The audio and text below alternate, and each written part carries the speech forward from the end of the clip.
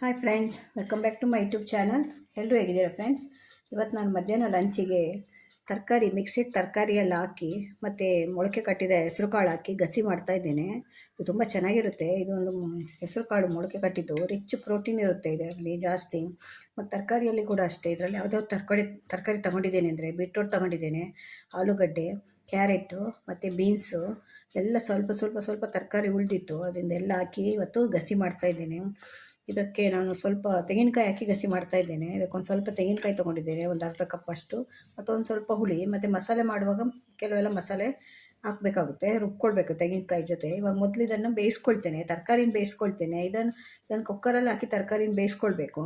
ಇದನ್ನು ಬೇಯಿಸ್ಕೊಳ್ಬೇಡಿ, ಇದನ್ನು ಜಸ್ಟ್ ಬಿಸಿನೀರಲ್ಲಿ ಹಾಕಿ ತೆಗೆದರೆ ಸಾಕು, ನಿಮಗೆ ಅದು ಬೇಯುತ್ತೆ. ಇದು ಜಾಸ್ತಿ ಬೆಂದೋಗುತ್ತೆ ನೀವು ಕುಕ್ಕರಲ್ಲಿ ಇಟ್ಟರೆ. ಅದರಿಂದ ಒಂದು ಸ್ವಲ್ಪ ಬಿಸಿನೀರಲ್ಲಿ ಹಾಕಿ ಒಂದು ಅರ್ಧ ಗಂಟೆ ಬಿಟ್ಟರೆ ಅದು ಬೆಂದಾಗೆ ಆಗುತ್ತೆ. ಅಷ್ಟು ಬೆಂದರೆ ಸಾಕು.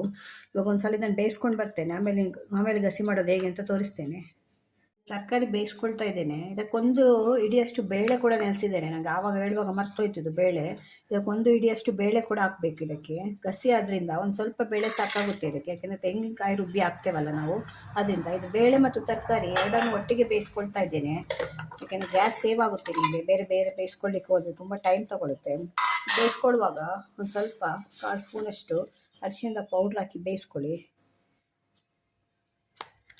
ಮತ್ತೊಂದು 1/4 ಸ್ಪೂನಷ್ಟು ಉಪ್ಪು ಹಾಕ್ತಾ ಇದ್ದೇನೆ, ಯಾಕೆಂದರೆ ತರಕಾರಿಗೆಲ್ಲ ಚೆನ್ನಾಗಿ ಮಿಕ್ಸ್ ಆಗುತ್ತೆ ಅಂತ ಅಷ್ಟೇ. ಒಂದು 1/4 ಸ್ಪೂನ್ ಹಾಕಿದರೆ ಸಾಕು. ಇದನ್ನು ಬೇಯಿಸ್ಕೊಂಡು ಬರ್ತೇನೆ, ಆಮೇಲೆ ತೋರಿಸ್ತೇನೆ ನಿಮಗೆ. ಈಗ ತರಕಾರಿ ಬೇಯಲಿಕ್ಕೆ ಇಟ್ಟಿದ್ದೇನೆ. ಅದು ಬೇಯುವ ಅಷ್ಟರಲ್ಲಿ ನಾನು ಇದಕ್ಕೆ ಮಸಾಲೆ ರೆಡಿ ಮಾಡ್ಕೊಳ್ತೇನೆ.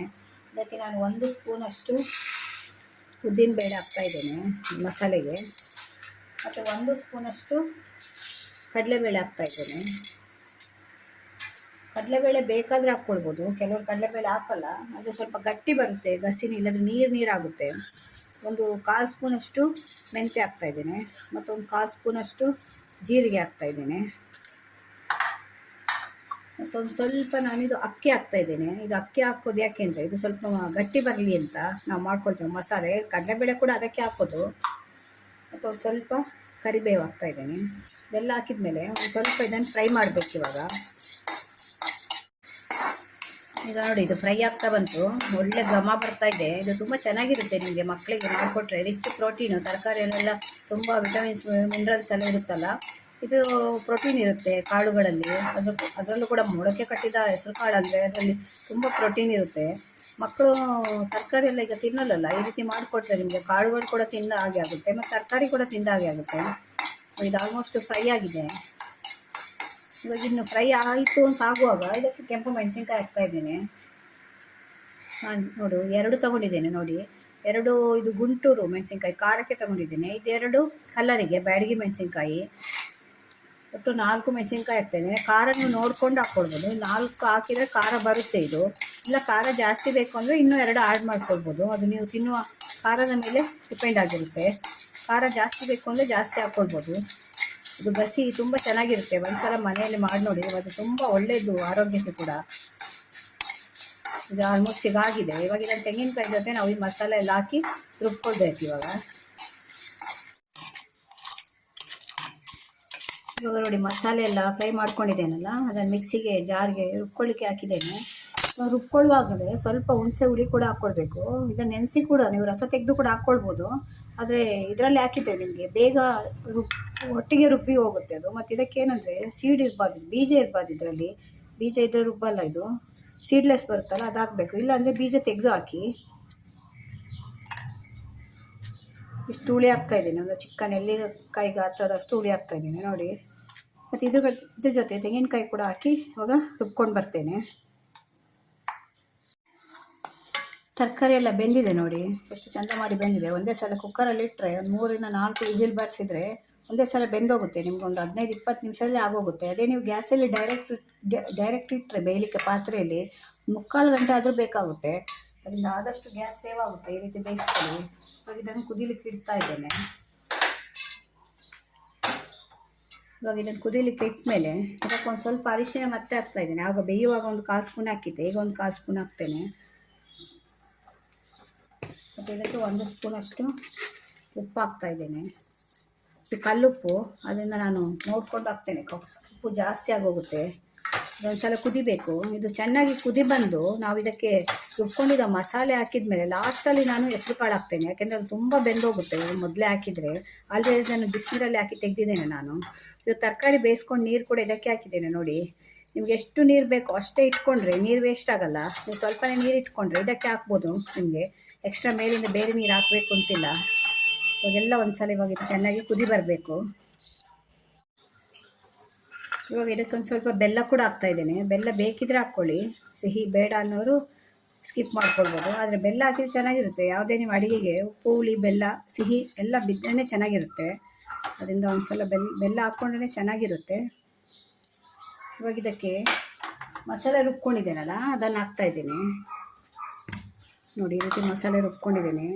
ಕಲರ್ ಹೇಗೆ ಬಂದಿದೆ ನೋಡಿ. ನೀವು ಬ್ಯಾಡಗಿ ಮೆಣಸಿನ್ಕಾಯಿ ಹಾಕೋದ್ರಿಂದ ಕಲರ್ ಬರುತ್ತೆ. ಗುಂಟೂರು ಮೆಣಸಿನ್ಕಾಯಿ ಹಾಕಿದರೆ ಅದು ಬರೀ ಖಾರ ಇರುತ್ತೆ ನಿಮಗೆ. ಇದರಿಂದ ಬ್ಯಾಡಗಿ ಮೆಣಸಿನ್ಕಾಯಿ ಹಾಕ್ಬೇಕು ಇದಕ್ಕೆ. ಇದನ್ನು ಒಂದು ಸಲ ಹಾಕಿ ಚೆನ್ನಾಗಿ ಮಿಕ್ಸ್ ಮಾಡ್ಕೊಳ್ತೇನೆ. ಇವಾಗ ನೋಡಿ ಇದು ಚೆನ್ನಾಗಿ ಮಿಕ್ಸ್ ಆಗಿದೆ. ಒಂದ್ಸಲ ಮಸಾಲೆ ಎಲ್ಲ ಹಾಕಿದ ಮೇಲೆ ಒಂದ್ಸಲ ಚೆನ್ನಾಗಿ ಮಿಕ್ಸ್ ಮಾಡಿಕೊಂಡು ಇವಾಗ ನಾವು ಹೆಸರು ಕಾಳು ಬೇಯಿಸಿ ಇಟ್ಕೊಂಡಿದ್ದೇವಲ್ಲ, ಆ್ಯಕ್ಚುಲಿ ಇದು ಬೇಯಿಸಲಿಲ್ಲ, ನಾನು ಬಿಸಿನೀರಲ್ಲಿ ಹಾಕಿ ತೆಗೆದಿದ್ದೇನೆ ನೋಡಿ. ಹೇಗಿದೆ ಇದು ಮೊಳಕೆ ಕಟ್ಟಿದ್ದು ಹೆಸರು ಕಾಳು ಹಾಕ್ತಾಯಿದ್ದೇನೆ. ತುಂಬ ಚೆನ್ನಾಗಿರುತ್ತೆ. ಒಂದ್ಸಲ ಟ್ರೈ ಮಾಡಿ ನೋಡಿ. ನೀವು ರಾಗಿ ಮುದ್ದೆ ಕೂಡ ಇದು ಸೂಪರ್ ಕಾಂಬಿನೇಷನು. ಅನ್ನಕ್ಕೆ ಕೂಡ ಚೆನ್ನಾಗಿರುತ್ತೆ. ರಾಗಿ ಮುದ್ದೆಗಂತೂ ತುಂಬ ಚೆನ್ನಾಗಿರುತ್ತೆ. ತರಕಾರಿ ಮತ್ತು ಕಾಳೆಲ್ಲ ಹಾಕಿರೋದ್ರಿಂದ ಮಕ್ಕಳಿಗೂ ಕೂಡ ಒಂದು ಒಳ್ಳೆ ಪೌಷ್ಟಿಕಾಂಶ ಇರೋವಂಥ ಫುಡ್ ಅಂತ ಹೇಳ್ಬೋದು. ಅದರಿಂದ ಈ ರೀತಿ ಎಲ್ಲ ಮಾಡಿದರೆ ಮಕ್ಕಳು ಕೂಡ ತಿಂತಾರೆ ಇಷ್ಟಪಟ್ಟು. ಒಂದೇ ರೀತಿ ಮಾಡ್ತಾಯಿದ್ರೆ ನಮಗೆ ಅವರಿಗೆ ಕೂಡ ಬೋರ್ ಆಗುತ್ತಲ್ಲ. ಈ ರೀತಿ ಗಸಿ ಟೈಪೆಲ್ಲ ಮಾಡಿಕೊಟ್ರೆ ತಿಂತಾರೆ. ಒಂದ್ಸಲ ಚೆನ್ನಾಗಿ ಇದೆಲ್ಲ ಹಾಕಿದ ಮೇಲೆ ಒಂದ್ಸಲ ಚೆನ್ನಾಗಿ ಮಿಕ್ಸ್ ಮಾಡಬೇಕು. ಇದಕ್ಕೆ ಒಗ್ಗರಣೆ ಏನಿರೋಲ್ಲ, ಇದು ಗಸಿ ಆದ್ದರಿಂದ ಗಸಿಗೆ ಒಗ್ಗರಣೆ ಹಾಕಬೇಕು ಅಂತಿಲ್ಲ. ಇವಾಗ ಒಂದು ಸ್ವಲ್ಪ ಒಂದು 5 ನಿಮಿಷ ಇದು ಕುದಿ ಬರಬೇಕು. ಇವಾಗ ಒಂದು 5 ನಿಮಿಷ ಆಯಿತು. ಇದು ಮುಚ್ಚಿಟ್ಟಿದ್ದೆ, ನೋಡುವ ಕುದೀತಾ ಇರುತ್ತೆ ನೋಡಿ. ಕುದಿ ಬರ್ತಾ ಇದೆ. ಇಷ್ಟು ಕುದಿ ಬಂದರೆ ಸಾಕು. ನೀವು ಮುಚ್ಚಿಟ್ರೆ ಬೇಗ ಕುದಿಯುತ್ತೆ.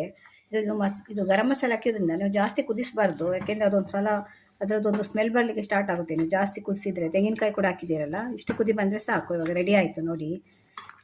ಮಿಕ್ಸೆಡ್ ತರಕಾರಿ ಹೆಸರು ಕಾಳು ಗಸಿ ರೆಡಿಯಾಗಿದೆ.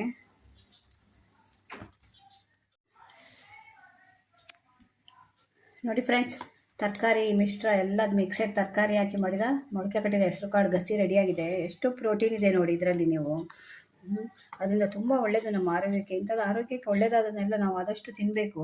ತರಕಾರಿ ಕೂಡ ಇದೆ ಇದರಲ್ಲಿ, ಕಾಳು ಕೂಡ ಇದೆ. ನೀವು ಬೇರೆ ಕಾಳು ಕೂಡ ಹಾಕ್ಕೊಳ್ಬೋದು. ಆದರೆ ತುಂಬ ಹೆವಿ ಆಗುತ್ತೆ ಬೇರೆ ಕಾಳೆಲ್ಲ ಹಾಕಿದೆ ನೀವು. ಯಾಕೆಂದರೆ ಇದು ಮೊಳಕೆ ಬಂದ ಹೆಸರು ಕಾಳಲ್ಲಿ ರಿಚ್ ಪ್ರೋಟೀನ್ ಇರುತ್ತೆ. ಪ್ರೋಟೀನ್ ಫುಡ್ ಅದು ತುಂಬ.